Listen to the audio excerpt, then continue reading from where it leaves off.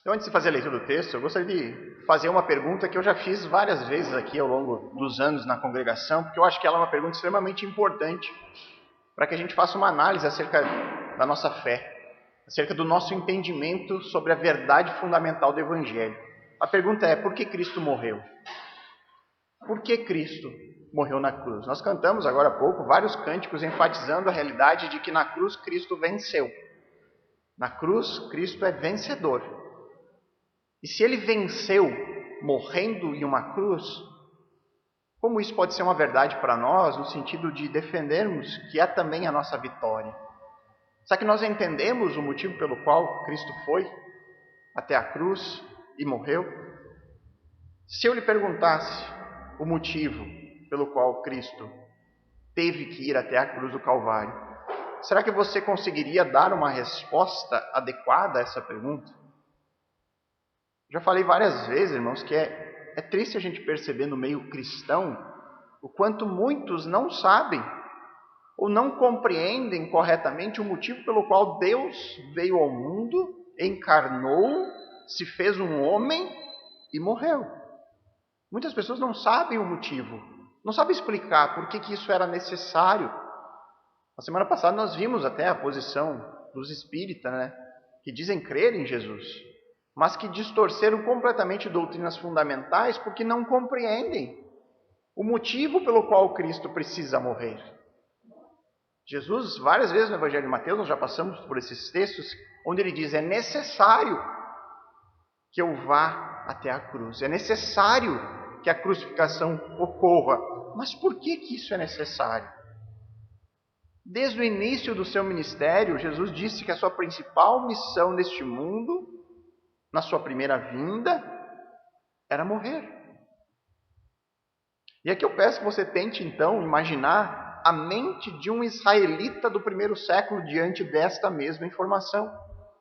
Imagina um judeu que esperava ansiosamente as promessas de um rei libertador, que esperava ansiosamente a chegada de um Messias, um rei da linhagem de Davi, que reinaria soberano sobre todas as nações. E aí, em um determinado momento da história, este rei chega, o Messias vem ao mundo, ele cumpre todos os requisitos proféticos, ele realiza milagres inquestionáveis, ele ensina com uma autoridade, uma sabedoria nunca antes vista. Porém, esse mesmo rei traz consigo uma mensagem que conflita com as expectativas de todo o povo. Nós esperamos um rei que vai reinar soberano sobre as nações, mas este rei chega com uma mensagem de que ele precisa morrer. Como isso é possível? Como que o meu libertador vai vencer por meio de uma morte? E nós vemos a consequência desse conflito de interesses no simples fato de que apenas alguns poucos homens permanecem ao final do ministério terreno de Jesus unido a eles. Apenas 12 homens, um ali era o traidor, então apenas 11 homens ali estavam convictos, crendo que aquele realmente era o Messias prometido. Eu, inclusive, acho que se você fizesse essa mesma pergunta para um dos apóstolos, neste momento que nós estamos agora do Evangelho de Mateus, e perguntasse para eles, para Pedro, para João, para Mateus, chegasse para ele, por que Cristo precisa morrer? Os apóstolos, neste momento da história, dificilmente teriam uma resposta satisfatória para nos dar. Eles ainda não entendiam completamente todas essas coisas. Só que essa realidade de pouco conhecimento, de falta de entendimento, ela não permaneceria por muito tempo. Jesus, ele está dando para eles tudo aquilo que eles precisam para permanecer na sua fé cristã e depois da morte levar essa fé para o mundo. E nós vemos o sucesso que eles obtiveram. O que eles precisariam neste momento era apenas permanecer com Cristo e confiar. Olha, eu posso não entender todas as coisas. Eu posso ainda aqui não compreender como que o meu Messias pode vencer morrendo. Mas eu confio, porque eu vejo nele Eu olho para ele tem os sinais que acompanham o Messias segundo a palavra de Deus. Então, por mais que eu não entenda, eu permaneço unido a ele. Então, o texto que nós vamos ver hoje aqui traz informações preciosas nesse sentido. Traz informações acerca do plano para matar o Messias, para matar o Filho do Homem. Então, acompanhe comigo a leitura do texto, Mateus 26, versos de 1 a 5. E mantenha a Bíblia aberta. Hoje nós vamos dar uma percorrida aqui em todo o Evangelho de Mateus e alguns textos aqui importantes. Então, diz assim o texto de hoje. Quando Jesus acabou de proferir estas palavras, disse aos seus discípulos: Vocês sabem que daqui a 2 dias será celebrada a Páscoa, e o Filho do Homem será entregue para ser crucificado. Então, os principais sacerdotes e os anciãos do povo se reuniram no palácio do sumo sacerdote chamado Caifás, e deliberaram prender Jesus à traição e matá-lo. Mas diziam: não durante a festa, para que não haja tumulto entre o povo. Então, meu propósito aqui esta manhã, queridos, é assim como Cristo forneceu informações importantes aos seus discípulos, para que eles pudessem entender o motivo pelo qual ele precisava morrer, que nós também sejamos capazes de fazer isso, de entender o motivo pelo qual Cristo morreu, de poder defender e responder com clareza o motivo pelo qual a cruz ela é indispensável para a nossa salvação. Porque se nós não entendermos isso, se nós não tivermos convicção do porquê que nós precisamos da cruz, nós vamos em algum momento agir como muitos outros, que por não entenderem o motivo de ir até Cristo crucificado, e aí então acabam por encontrar um outro caminho de redenção, uma outra forma de encontrar salvação que não por meio do sangue que foi vertido na cruz do Calvário. Então, o texto que nós acabamos de ler aqui, ele trata sobre o plano para matar o Filho do Homem. E existem aqui 3 informações, 3 elementos que estão envolvidos neste plano, que são muito importantes para nós construirmos corretamente o nosso pensamento sobre a cruz de Cristo. É importante sabermos que, em primeiro lugar, neste plano para matar o Filho do Homem, ele envolve uma celebração. No versículo 1, ele inicia ali dizendo: quando Jesus acabou de proferir essas palavras. Irmãos, essa é a última vez que nós vamos ver Mateus utilizando essa expressão no seu evangelho. Essa expressão, quando Jesus acabou de proferir essas palavras, ela serve para nos sinalizar que Cristo acabou o seu sermão. Cristo acabou aquela pregação, aquela porção de ensino que ele estava ali produzindo para os seus discípulos, para as pessoas, para os seus ouvintes. O Evangelho de Mateus ele é construído em cima de 5 grandes sermões de Jesus. E entre os sermões existem narrativas sobre momentos da vida e do ministério de Cristo.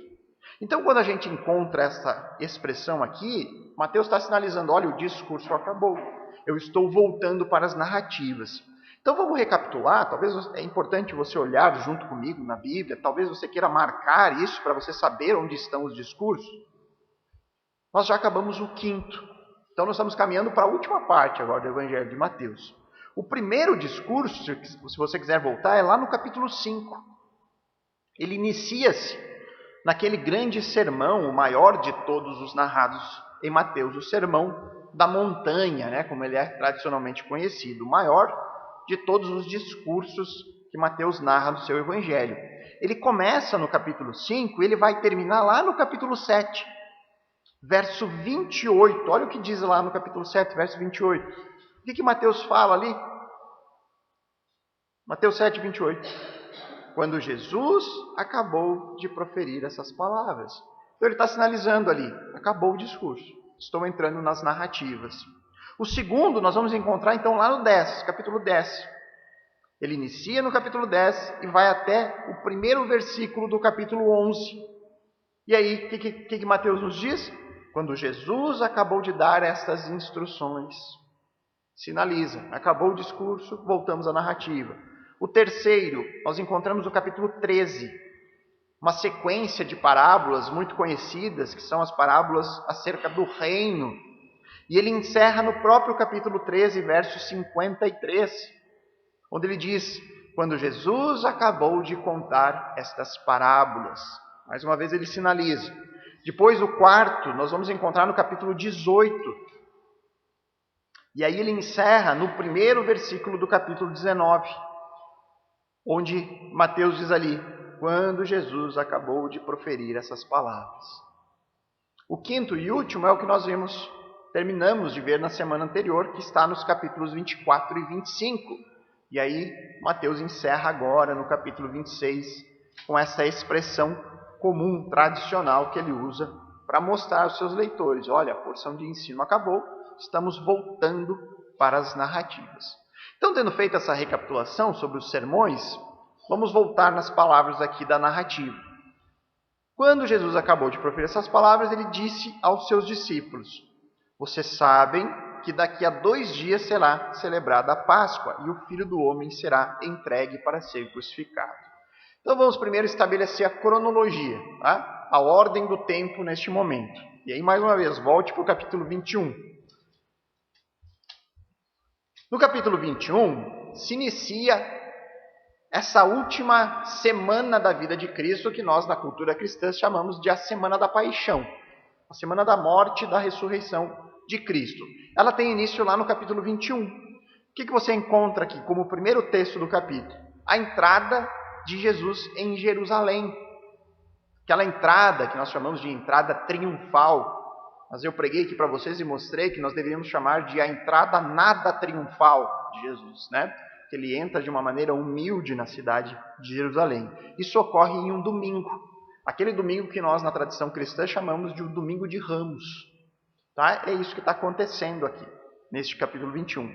Aí, no verso 12 do capítulo 21 de Mateus, nós temos o texto que narra Jesus indo até o templo e expulsando aquelas pessoas que haviam transformado aquele lugar sagrado do judaísmo em um esconderijo de ladrões, segundo Cristo.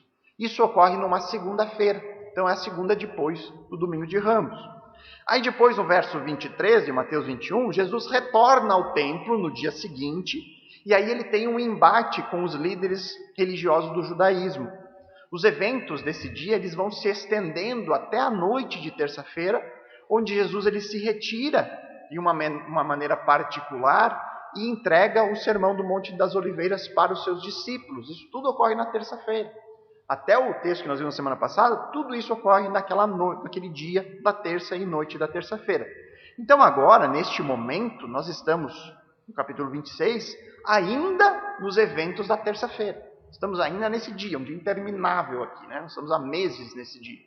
Tá? Mas é a noite dessa terça-feira ou manhã de quarta, se seguirmos o calendário judaico, né? O judaísmo, o dia, ele inicia ao pôr do sol, né? Então, a noite da terça para nós é quarta-feira para eles. E até esse momento, os discípulos eles já sabiam de algo. O que eles já sabiam? Que Jesus seria morto. Isso eles já sabiam.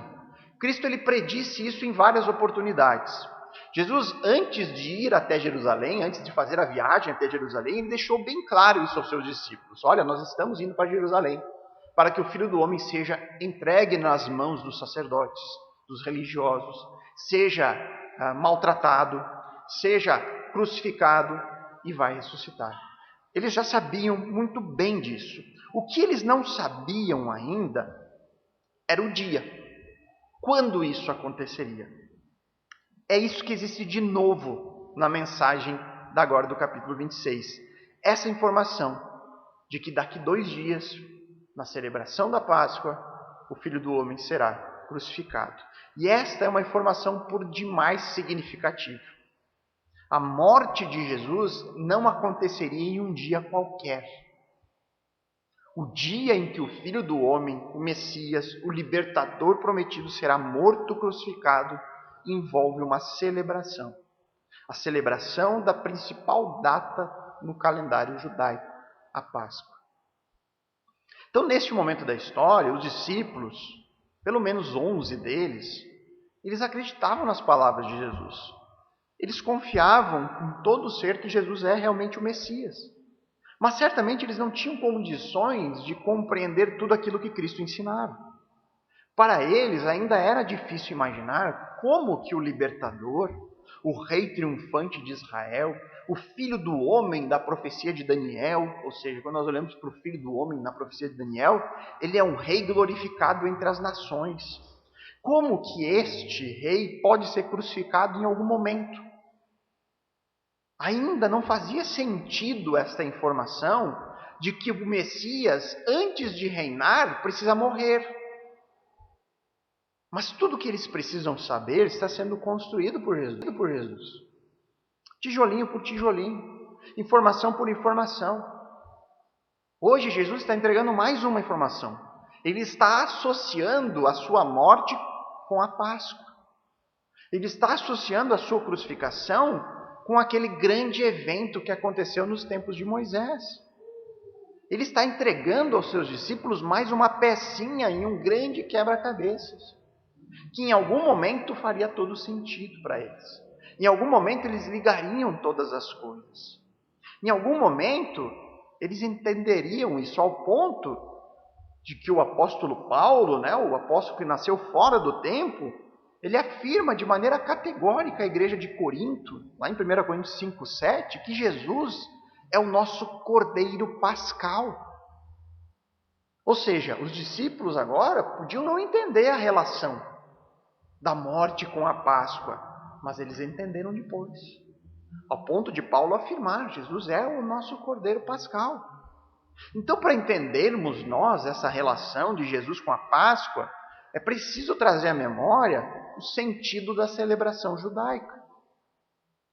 A gente não pode pensar em Páscoa com a nossa cabeça cristianizada, Pensar na nossa Páscoa de hoje, ou pensar no coelhinho, Pior ainda.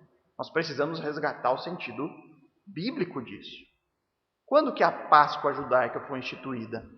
No momento da 10ª praga, lá do êxodo do Egito, quando Deus anunciou para Faraó que ele deveria libertar o povo de Israel do cativeiro que eles viviam, da escravidão, e se eles não fizessem isso, Deus decretaria a morte de todo o primogênito daquela terra.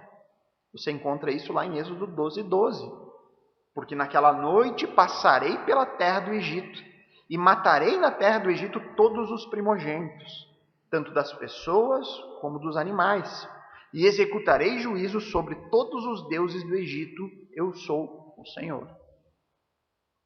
Mas obviamente que Deus não faria isso com o seu povo. A praga ela foi anunciada, foi decretada, mas uma maneira de se escapar dela também foi providenciada por Deus. Os israelitas precisavam fazer o quê? Sacrificar um cordeiro, pegar o sangue daquele cordeiro e passar sobre as 2 ombreiras e o marco superior da porta das suas casas.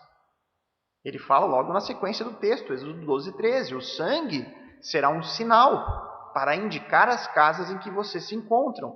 Quando eu vir o sangue, passarei por vocês, e não haverá entre vocês praga destruidora quando eu ferir a terra do Egito. O sangue deste animal tinha algum poder sobrenatural? É esse o ponto? O sangue daquele bichinho que formou tinha um poder miraculoso, que quem passasse ali, o poder do sangue do cordeiro é que faria aquilo? Não. Se você fizesse aquilo, que demonstraria que você havia confiado na palavra que o Senhor havia revelado. A partir do momento que uma pessoa matava o cordeiro, pegava o sangue e aspergia, ela não estava acreditando que aquele sangue ali tivesse um poder sobrenatural e místico. Ela simplesmente estava fazendo aquilo que Deus ordenou que ela fizesse. Era o sinal de que eu confio no que Deus está dizendo. Que realmente o primogênito vai morrer. Se eu não colocar o sangue desse animal que foi sacrificado, o meu filho vai morrer. Se eu sou o primogênito, eu morrerei. Então eu preciso confiar e fazer. E aí quando nós olhamos para este evento que ocorre lá no Êxodo e olhamos para Jesus, e aí nós percebemos relações, percebemos as semelhanças entre ambos os eventos, fica ainda mais claro aquilo que nós trabalhamos nas 2 últimas semanas. O plano de Deus para a salvação do seu povo é eterno, gracioso e infalível.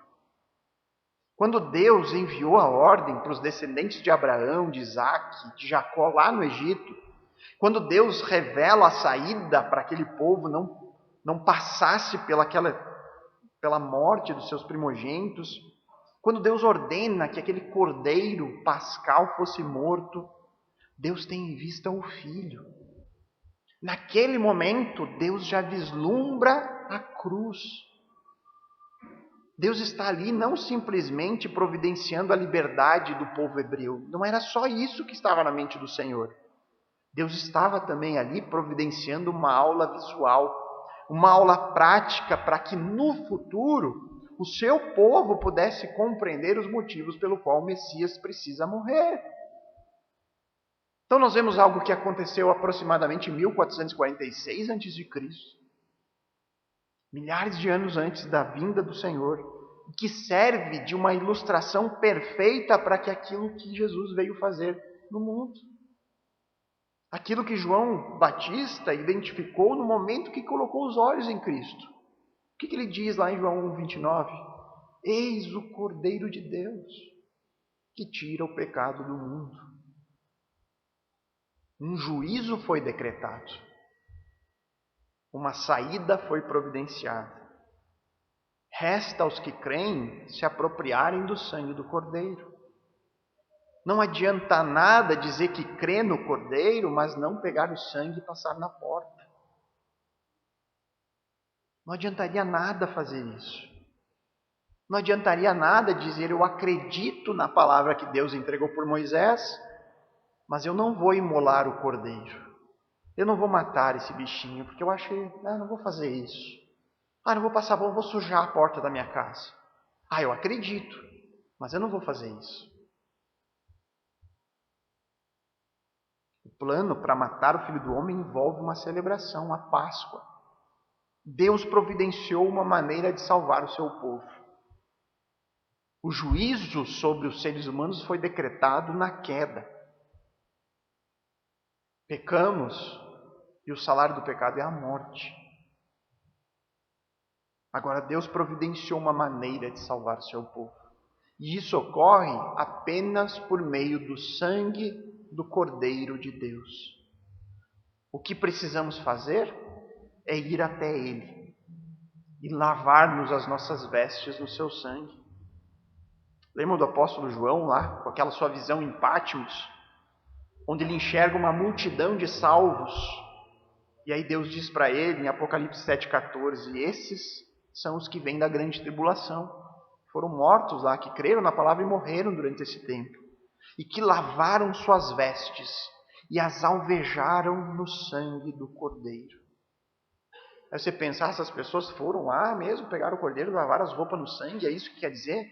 Não, isso é uma figura de linguagem. O que ele quer dizer é que essas pessoas são os que creram de verdade, que se apropriaram da mensagem da cruz, que se apropriaram, que tomaram posse do sacrifício de Cristo. É isso que significa. Por isso que não adianta, queridos, aquela que venho batendo seguido nisso, não adianta uma confissão de fé que você apenas internaliza com a sua boca. Olha, Jesus é meu Senhor.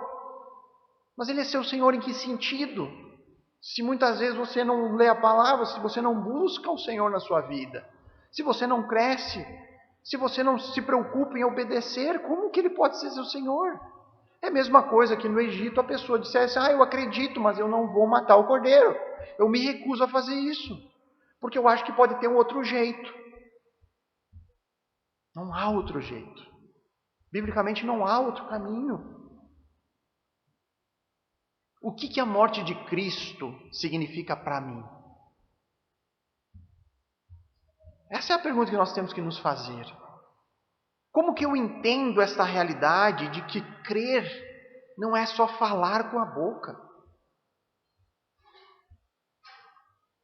Que se apropriar do sangue de Cristo envolve um compromisso pessoal com Ele na minha vida. É isso que significa tomar posse do sangue. É me envolver pessoalmente com Cristo e viver como um discípulo. Eu tenho feito isso. Eu tenho buscado um relacionamento pessoal com o Cordeiro perfeito de Deus. São perguntas que nós temos que nos fazer para investigar nossa própria fé. Que nós vivemos tempos perigosos, irmãos, onde ser cristão pode não significar muita coisa. Há alguns ditados, no meio evangélico que dizem que o valor de um membro de uma igreja é encontrado na segunda-feira, a conduta de vida da pessoa na segunda. Isso tem certa verdade. Que nós não podemos ser crentes de domingo. No domingo eu leio a Bíblia. No domingo eu aprendo sobre ela, mas na segunda eu deixo a Bíblia guardada na minha casa. Não, a nossa vida com Cristo é discipulado, é diário. Se você se dedicar a qualquer coisa um único dia da semana, você não consegue nada. Faça exercício físico um dia na semana. Mas fácil ter um infarto. Você não se condiciona para aquilo. De certa forma, isso há uma realidade também na vida espiritual, naquilo que nos cabe no processo de santificação, de nos tornarmos semelhante. A obra é de Deus, mas nós precisamos. O Senhor não vai enfiar isso aqui na nossa cabeça, de maneira mágica ou mística. Nós precisamos aprender. E esse conhecimento vem por meio de leitura, estudo, dedicação, oração. Nós precisamos fazer isso. Então, em primeiro lugar, o plano para matar o Filho do Homem envolve uma celebração. Em segundo lugar, envolve a participação humana. Versos 3 e 4 dizem assim: Então, os principais sacerdotes e os anciãos do povo se reuniram no palácio do sumo sacerdote chamado Caifás e deliberaram prender Jesus à traição e matá-lo. Este então aqui, queridos, que abre o verso 3, que Mateus utiliza aqui, ele não tem o objetivo de nos dar uma precisão cronológica, como se Jesus tivesse dito aquilo, e aí no momento seguinte essa reunião ocorreu. A intenção de Mateus não é ser cronológico aqui. Ele quer apenas demonstrar um contraste entre as palavras de Jesus no verso 2 e a palavra dos religiosos que nós veremos no verso 5. E como nós gastamos bastante tempo aqui analisando o Sermão do Monte das Oliveiras, talvez a gente já nem lembre mais a atmosfera deste momento, como estava esse dia, essa semana lá em Jerusalém. Como nós já vimos, Jesus entrou lá em Jerusalém no domingo. Nesse dia, quando Jesus entra ali montado em um jumentinho, nós temos pessoas, maioria galileus, que conheciam mais profundamente a pessoa de Jesus, gritando clamores messiânicos. Eles gritavam: salve-nos, ó filho de Davi. E aí depois Jesus vai ao templo, tem aquela demonstração de autoridade dele, onde ele expulsa as pessoas, talvez dos textos mais impactantes acerca da história de Jesus, quando ele expulsa os cambistas ali do templo. E aí neste mesmo dia, durante este momento, nós vimos que algumas crianças também clamavam e gritavam lá: Hosana ao filho de Davi. É uma declaração de reconhecimento de que Jesus é o rei esperado pela nação. E aí na terça, quando Cristo retorna, depois de todos os eventos impactantes da segunda, logo os religiosos vêm questionar Jesus. E aí ele tem aquele embate teológico lá, e ele encerra com uma série de ais. Nós vimos cada um dos ais pronunciados por Cristo, onde Jesus censura, desmoraliza publicamente os religiosos do seu tempo. Então você imagine agora o nível de tensão que havia neste momento. O nível de expectativa que rondava Jerusalém, lotada de pessoas. Nós temos que ver que nesta semana vinham judeus de todos os lugares até o templo para comemorar a Páscoa. Então a cidade estava lotada. E aí você tinha pessoas esperando um anúncio público e revolucionário de Jesus como rei Messias. Quando que ele vai dizer que é o rei? Quando que ele vai anunciar que chegou? Meu Deus, nós estamos esperando por isso. Já tinham outros que duvidavam. Não, mas ele não pode ser o filho de Davi. Não, olha a maneira como ele entrou. Olha, os religiosos não aprovam este homem. Como que pode ser ele? Aí você tinha aqueles que se opunham abertamente. Não, ele certamente não é. É um impostor. Os religiosos, então, estão completamente decididos. Nós precisamos prender Jesus. Nós precisamos calar esse homem que nos envergonha publicamente. Agora, em relação aos religiosos e a postura deles? Será que eles tinham algum motivo justificável para prender Jesus e para calar o Messias? Será que eles tinham em Jesus uma ameaça a Deus e a sua palavra? Será que Jesus era um falso profeta que não cumpria os requisitos bíblicos para isso? Se esse fosse o caso, os líderes eles teriam condições de expor publicamente Jesus e demonstrar que ele não cumpria os requisitos e que ele era um falso profeta, mas esse não é o caso. Segundo o relato bíblico, a intenção deles é fazer isso de maneira fraudulenta, a traição, ou seja, pegar Jesus de surpresa, fazer isso com o objetivo de matá-lo e desta forma silenciá-lo. Então, eles não estão preocupados com a possibilidade de Jesus ser um falso profeta. O que eles não podem tolerar é a influência que Jesus tinha sobre o povo. Eles não podem tolerar uma pessoa que ensina com autoridade e que ainda por cima faz milagres. Jesus era uma ameaça ao sistema religioso. Jesus era uma ameaça ao poder que aqueles homens desfrutavam sobre o povo. Era uma ameaça aos interesses pessoais deles. E nós temos que lembrar que desde lá do início do ministério de Cristo, quando Jesus começa a executar milagres, ainda lá no capítulo 12, no verso 14, nós lemos que os fariseus saíram dali, conspirando contra ele, procurando ver como o matariam. Então, o que o texto nos diz, em vários momentos, é que esses religiosos só não colocavam em prática o seu plano macabro de matar Jesus porque eles tinham medo do povo. E especialmente nesses dias de comemoração da Páscoa, Jerusalém estava lotada. Havia uma expectativa em torno de Jesus. E é por isso que eles chegam na conclusão do verso 5. Nós temos que matá-lo. Mas eles diziam, não durante a festa, para que não haja tumulto entre o povo. Então o plano para matar o Filho do Homem envolve a participação humana. Os religiosos aqui vão ter um papel fundamental na crucificação. Nós já sabemos o fim da história. Nós já sabemos quem foi que efetivamente crucificou o Cristo lá. Mas guarde bem essa informação que eu vou dar agora, irmãos. Nós vamos precisar dela depois no último ponto. No plano dos homens para matar Jesus, ele não deveria acontecer na Páscoa. Os religiosos disseram, não vamos fazer isso durante a festa. Vamos matá-lo, mas não durante essa celebração. Isso não pode acontecer nesses dias. Mas antes de passarmos ao terceiro ponto, eu quero fazer uma aplicação prática aqui sobre a reação dos religiosos a Cristo. Uma pessoa como Jesus, ela não passa despercebida. Isso é fato. Mesmo em nossos dias, nós não temos a presença física de Jesus.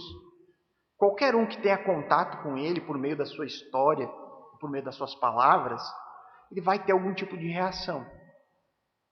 Não é possível nós ficarmos isentos em relação a Jesus, que dividiu o nosso calendário.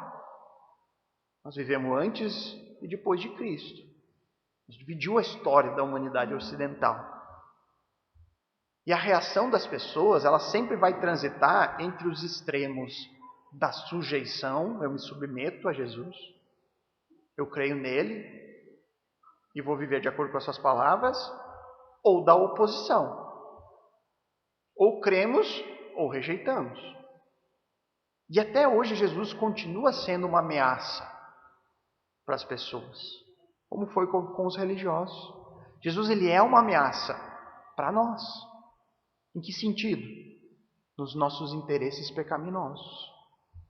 Jesus é uma ameaça aos nossos interesses rebeldes do qual nós nascemos.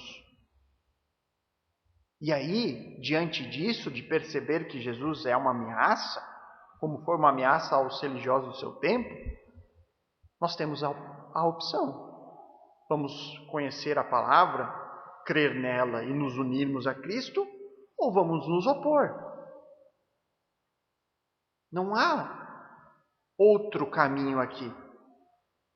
Ou nós vamos para o discipulado, porque reconhecemos que não temos para onde ir, reconhecemos que não há um outro caminho a ser trilhado, ou nós vamos nos opor. Mas é importante que fique claro, irmãos, que caminho do discipulado ele só ocorre quando nós cremos da mesma forma que Pedro, quando ele afirma lá em João 6:68, onde ele diz: Senhor, para quem iremos?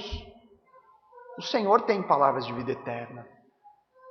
E é esse o ponto.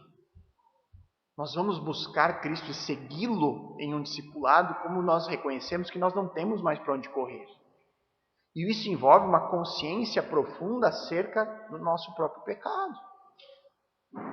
Enquanto eu não entender que eu não tenho para onde ir, enquanto eu não entender que não tem outro lugar, que não há outro igual, enquanto eu não me despir de mim mesmo, das minhas obras, dos meus méritos, enquanto eu não compreender que esta vida aqui não é tudo o que há, mas que existe uma eternidade e que existem dois destinos eternos bem distintos, que contrastam violentamente entre si, eu não vou querer Cristo na minha vida.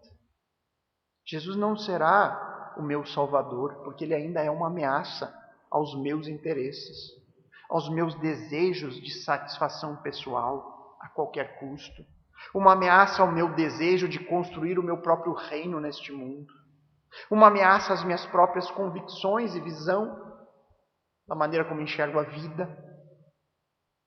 E aí, se Jesus for uma ameaça para mim, eu vou tentar silenciá-lo de todas as formas. Eu vou executar o meu próprio plano para Jesus de Nazaré, exatamente como os religiosos aqui fizeram. E o que nós faremos com Jesus? Jesus ele pede a nós submissão completa, rendição total, renúncia. E diante disso, de que lado eu me coloco? Ao lado dos que creem, mesmo que isso signifique negar a mim mesmo, mesmo que signifique pegar a minha cruz e segui-lo? Ou eu vou ficar do lado dos que duvidam e tentam silenciá-lo? Jesus sempre vai ser uma ameaça aos nossos próprios interesses. É por isso que quando nós chegamos a Cristo, a nossa vida muda completamente. Nossos planos mudam completamente. Nossos objetivos de vida são trilhados em um outro rumo. As prioridades mudam. Tudo muda. O que isso significa? Que eu creio. Porque se nada muda, então significa que eu estou colocando Jesus no meu próprio plano. Eu estou adequando ele à minha necessidade. Mas eu não quero, de fato, me entregar completamente. Eu não estou disposto a isso. E aí nós entramos no grupo dos religiosos, queridos, que tentam fazer de Cristo o que bem entendem, mas que não estão interessados na verdade. Então nós vimos até aqui o plano para matar o Filho do Homem envolve, em primeiro lugar, uma celebração, em segundo, a participação humana, e em terceiro e último lugar, a participação divina. Perceba, irmãos, que por meio da organização que Mateus faz, Mateus ele é brilhante. Sabemos que o Espírito Santo conduziu e supervisionou a escrita, mas o Espírito Santo nunca retira do autor as suas características pessoais. Mateus ele foi extremamente organizado, ao ponto que a gente consegue perceber até ironia aqui no capítulo 26, no início, nesse texto de hoje.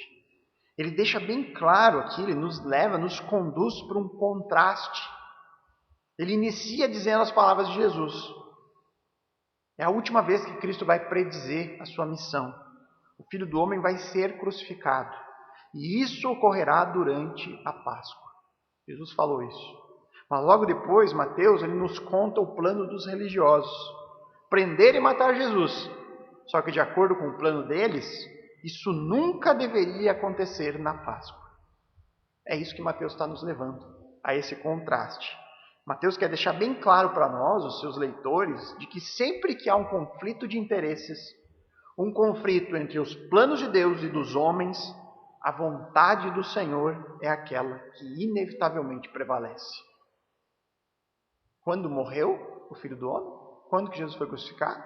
Foi na Páscoa ou não foi na Páscoa? Foi na Páscoa. Deus já decretou. A morte de Cristo vai ocorrer durante a celebração. Jesus afirmou, será daqui a 2 dias. Não há como revogar esse decreto de Deus. Não importa o quanto os religiosos pensem, se esforcem ou queiram algo diferente disso, sempre é a vontade de Deus que prevalece. O plano para matar o Filho do Homem envolve a participação soberana de Deus. A morte de Cristo na cruz foi premeditada pelo Pai. Jesus veio ao mundo para morrer.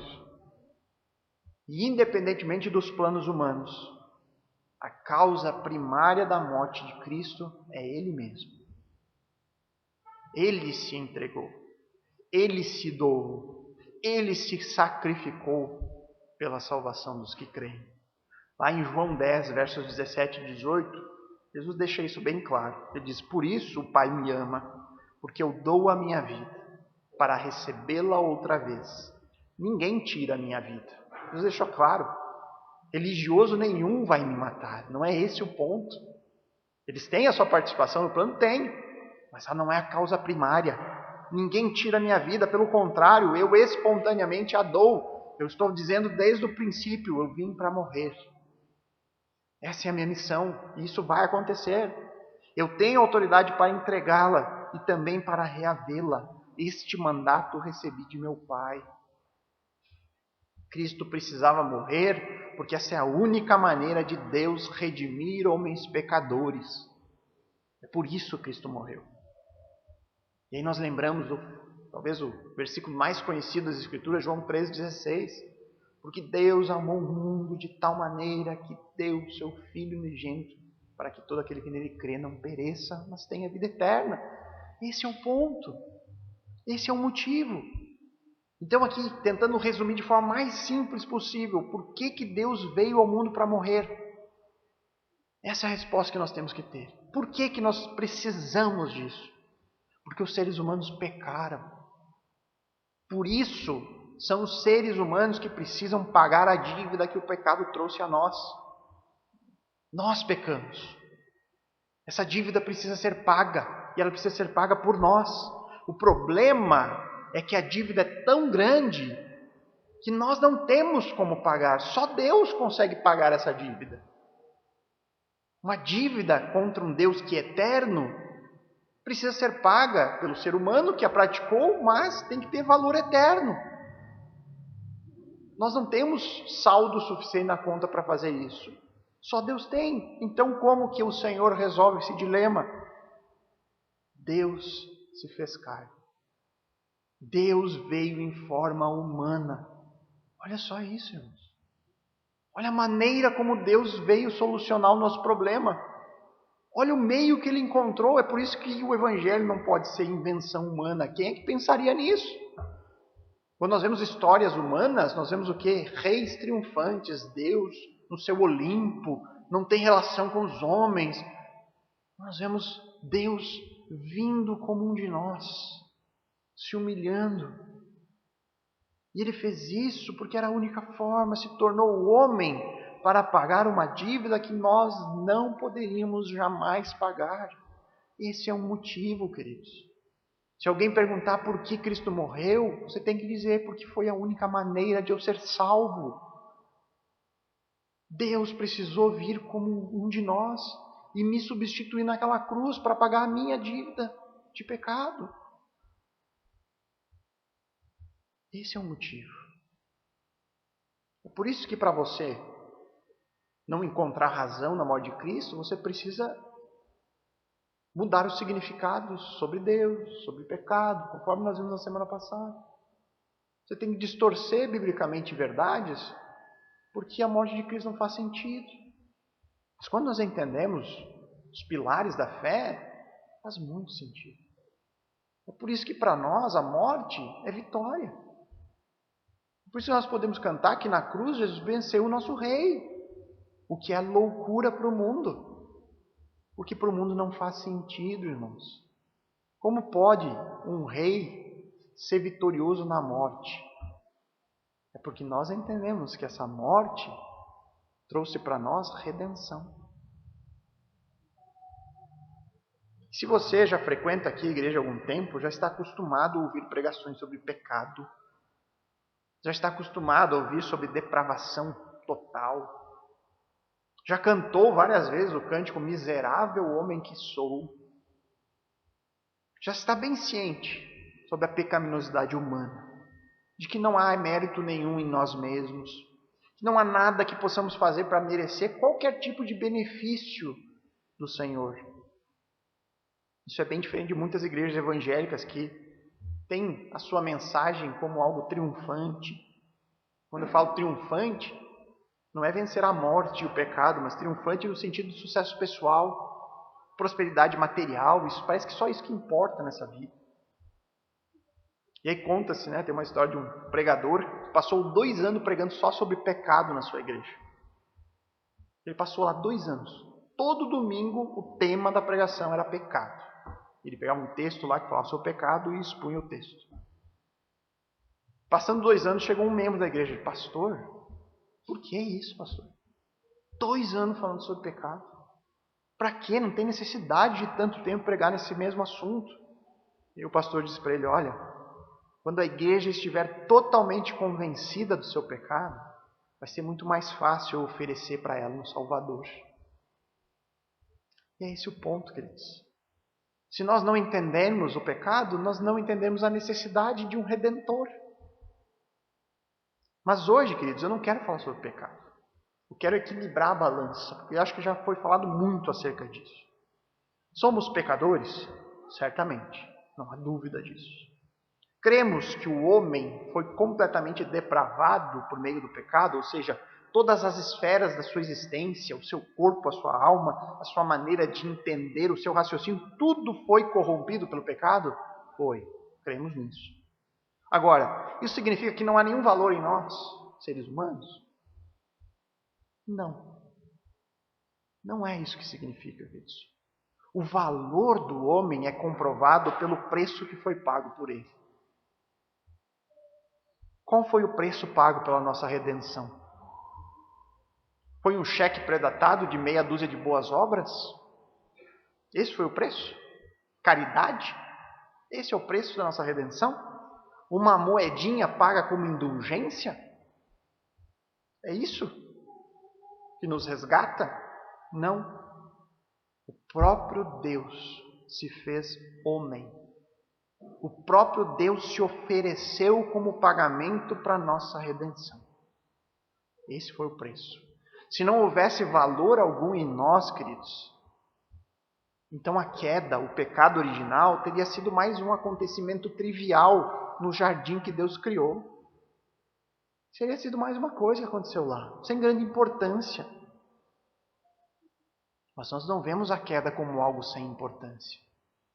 Nós vemos como um evento muito importante. O nosso valor, ele é encontrado no fato de que nós fomos criados à imagem e semelhança de Deus. Nós fomos criados e colocados no mundo para sermos o seu representante na terra. Para representarmos o Deus nosso Criador. O pecado, ele é trágico para nós, porque nos separa daquele que nos criou e nos separa do propósito maravilhoso pelo qual nós fomos criados. Administrar a criação, refletir a justiça de Deus neste mundo.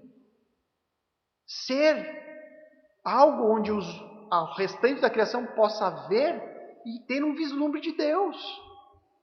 Olha só que valor tremendo.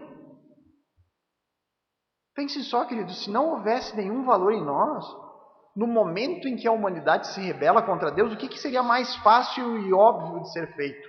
Acaba com tudo e começa de novo. Eu teria feito isso. Dá um fim, começa do zero. Agora eu vou criar pessoas melhores, vou criar outras coisas. Não deu certo. Não é isso que ocorre quando algo sem valor quebra na nossa casa? Você quebra um copo. O que você faz com aquele copo? Junta o caquinho e joga fora. Por quê? Porque aquilo não tem muito valor. É mais fácil ir lá no mercado e comprar um novo. O custo de consertar ali, de juntar caquinho, de colar, é muito alto. Aquilo não tem valor para mim. Vou lá e pago R$10 no copo. Não sei se é R$10, né? Capaz de comprar 12 copos com esse valor. Não, acho que não compro. Paga lá um valorzinho, mas não é grande. Né? Nunca vi ninguém colando copo. Agora, quando algo de valor para nós quebra, Nós não medimos esforços para consertar. Um vaso raro da sua bisavó de porcelana. Uma obra de arte. Ou, mais moderno, né, um notebook valioso, você pagou caro nele, que acabou quebrando, caiu no chão e quebrou. Você não mede esforços para consertar. Por quê? Porque aquilo é valioso. Aquilo é importante para mim. Eu vou fazer o possível para arrumar. E é nisso que nós vemos. Deus não mediu esforços para restabelecer em nós o estado original da criação. O Criador, por meio da redenção, ele vem e nos restabelece a dignidade original concedida lá no início. Nós recuperamos a nossa verdadeira identidade. O Senhor renova a sua imagem em nós. Nós somos valiosos, sim. Mas o nosso valor, que é encontrado aonde? Em nós mesmos? Não. Na imagem e semelhança que nós portamos. O nosso valor é encontrado em Deus, que nos criou com um propósito. Viver em plena comunhão com Ele. Desfrutar da sua companhia e refletirmos a sua imagem neste mundo. E aí, quando nós entendemos isso, fica muito mais fácil olhar para o pecado com uma visão correta. Não apenas com uma lista de coisas que eu posso ou não posso fazer. Uma listinha de crimes que eu não posso cometer. Não, eu olho o pecado, olho para a queda, a rebelião do coração. Isso me entristece, porque me impede de ser aquilo pelo qual eu fui criado para ser. Ser um portador da imagem de Deus neste mundo. Refletir a justiça do Pai. Ter perfeita comunhão com Ele. Desfrutar dele de maneira plena. E por isso que o pecado é trágico. Por isso. Nós somos extremamente valiosos. O preço que foi pago pelo nosso resgate é a prova disso. Mas nós precisamos entender que o valor jamais é encontrado em nós mesmos, mas é encontrado naquele que nos criou e que colocou em nós a sua imagem. Disto vem o nosso verdadeiro valor, da imagem do Deus Altíssimo que nós carregamos e no propósito pelo qual nós fomos criados, desfrutar deles e sermos seus representantes neste mundo. Então, o primeiro texto aqui do capítulo 26 de Mateus, ele trata acerca do plano para matar o Filho do Homem.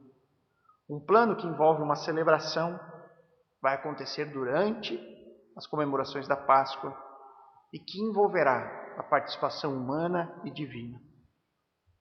O autor deste evangelho, ele coloca aqui para nós um contraste bem evidente entre os planos de Deus e os planos do homem.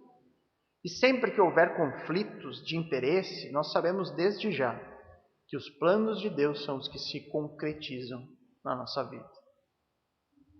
E aí, quando nós sabemos disso, fica muito mais claro aquilo que Tiago fala lá no capítulo 4 da sua epístola, versos 13 a 15, onde ele diz: escutem agora, vocês que dizem, hoje ou amanhã iremos para a cidade tal, e lá passaremos um ano, e faremos negócio, teremos lucro. Ele diz: olha, vocês que pensam como os religiosos, nós não vamos matá-lo na Páscoa. Vocês não sabem o que acontecerá amanhã. O que é a vida de vocês? Vocês não passam de neblina que aparece por um instante e logo se dissipa. Em vez disso, deveriam dizer: se Deus quiser, não só viveremos, como também faremos isso ou aquilo. É isso que ocorre quando nós entendemos que tudo o que ocorre em nossa vida é plano de Deus. Está debaixo do seu controle soberano. E aí então eu não fico fazendo planos como se Deus não existisse. Esse ano eu vou fazer isso, vou fazer aquilo, já planejei tudo na minha vida, vai ser perfeito. Mas aquilo não ocorre. Por quê? Porque os nossos planos são falíveis. Os de Deus não são. Sempre que vamos planejar, nós dizemos: olha, se Deus quiser, estaremos aqui novamente na quarta, no domingo. Se Deus quiser, nós faremos isso, temos esse planejamento, mas é se Deus quiser. Se Deus quiser. Nós podemos fazer planos, traçar metas, isso é saudável. Mas nós não devemos fazer isso com arrogância, como se nós soubéssemos o fim da história. Nós não sabemos. São os planos de Deus e não os nossos que se concretizam, porque só Ele é soberano. E como é bom, queridos, crer nisso. Como é bom poder crer que nada neste mundo ocorre fora da supervisão soberana do Senhor. Até mesmo as coisas que são más aos nossos olhos, como a morte de Cristo, não ocorre fora do controle soberano do Pai. Até mesmo a morte do Senhor ocorreu para o nosso bem. Até mesmo coisas ruins aos nossos olhos, na nossa vida, se ocorreram e se somos filhos, é para o nosso bem e para o nosso crescimento. E se nós cremos nisso, queridos, do que mais nós vamos ter medo? Se todas as coisas estão debaixo do controle do Senhor, se todas as coisas ocorrem para o nosso bem, existe algo que eu deva me preocupar? Existe algo realmente que me dê motivos para perder a paz, para me desesperar? Não, não há. Porque o Senhor cuida de mim. O Senhor deu o seu Filho para me resgatar. Independente do que ocorra na minha vida, tudo é para o meu bem. Mesmo que o pior ocorra, eu gozarei da redenção. Eu convido os irmãos para encerrar, voltar em Mateus 6. Mateus capítulo 6. Acho que esse texto aqui finaliza com chave de ouro essa ideia da soberania do Pai. Mateus 6, versos 25 a 34.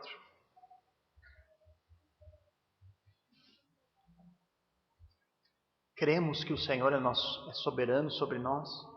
Cremos que tudo o que ocorre em nossa vida é para o nosso bem?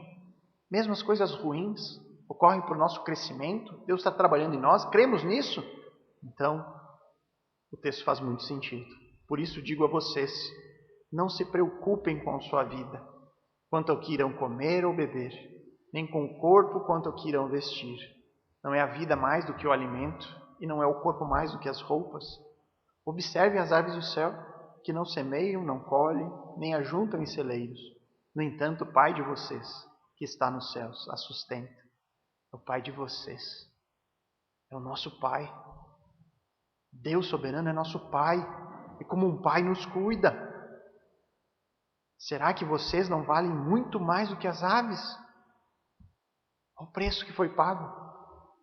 Olha o preço que Deus pagou por nós. Não valemos mais do que as aves? Quem de vocês, por mais que se preocupe, pode acrescentar um côvado ao curso da sua vida? Do que adianta se preocupar? Nós não temos poder para resolver muitas coisas. Muitas vezes vamos enfrentar a doença, vamos enfrentar a morte. Nós temos poder, algo a fazer por isso? Não, só Deus pode. E por que você se preocupa com o que vão vestir? Observem como crescem os lírios do campo, eles não trabalham, não fiam. Eu, porém, afirmo a vocês que nem Salomão, em toda a sua glória, se vestiu como qualquer um deles. Ora, se Deus veste assim a erva do campo, que hoje existe e amanhã lançada no forno, não fará muito mais por vocês, homens de pequena fé. Portanto, não se preocupem dizendo: que comeremos, que beberemos, com que nos vestiremos? Porque os gentios é que procuram todas essas coisas. O Pai de vocês que está no céu sabe que vocês precisam de todas elas. Mas busquem em primeiro lugar o reino de Deus e a sua justiça, e todas essas coisas lhes serão acrescentadas. Portanto, não se preocupem com o dia de amanhã, pois o amanhã trará os seus cuidados, basta o dia o seu próprio mal. Jesus não se fez carne para resgatar animais e plantas. Ele não se fez carne para resgatar anjos. Ele fez isso por nós. Toda vez, irmãos, que você se achar injustiçado, que você achar que a sua vida está difícil demais, ou que você se frustrar porque os seus planos nunca dão certo, olhe para a cruz e veja o que Cristo já fez por você. Olhe o quanto Ele lhe ama e descanse. nesse cuidado amoroso e sacrificial. Vamos orar. Amado Pai, bondoso Deus, louvado seja o teu santo nome, mais uma vez pela tua palavra que foi lida aqui entre nós, Senhor.